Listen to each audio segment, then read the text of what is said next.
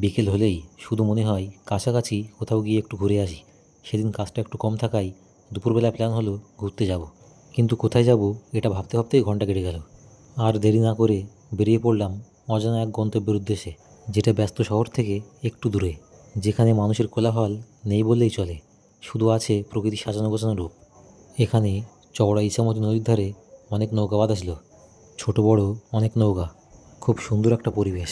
নদীর উপর দিয়ে একটা নৌকা ছুটে চলেছে তার গন্তব্যের উদ্দেশ্যে। খুব সুন্দর একটা দৃশ্য উপভোগ করলাম আজ। জায়গাটা অসম্ভব সুন্দর। দুই পাশে নদী আর মাঝখান দিয়ে ইটের রাস্তা। একই নদী একটু ঘুরে আবার এক জায়গায় এসে অন্যদিকে চলে গেছে। প্রকৃতির এই মনোমুগ্ধকর দৃশ্য সত্যিই অসম্ভব সুন্দর। প্রকৃতি হলো পৃথিবীর সুন্দর একটা উপহার। তাই তো আজকে বিকেলে বেরিয়ে পড়েছিলাম দারুণ এক সৌন্দর্যে ভরা প্রকৃতির উদ্দেশ্যে। আমরা কিছু সময় এখানে নৌকায় বসে কাটিয়ে দিলাম। গাছ পাখি, ফুল ফল, নদী, প্রকৃতির এই সুন্দর দৃশ্য দেখতে কার না ভালো লাগে।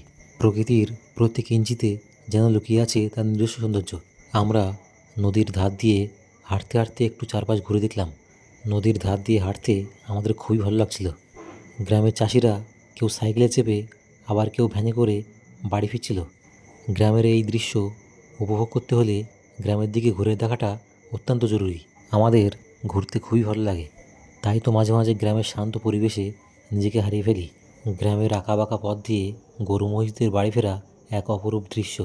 গ্রামের পুকুর, নদী, ছোট ছোট ঘরবাড়ি, গাছপালা, পুকুরে মাছরাঙার মাছ শিকার, এই সব দৃশ্যগুলোই প্রকৃতিকে আরও উজ্জীবিত করে তোলে। সব মিলিয়ে গ্রামের প্রকৃতি এক অপরূপ সৃষ্টি।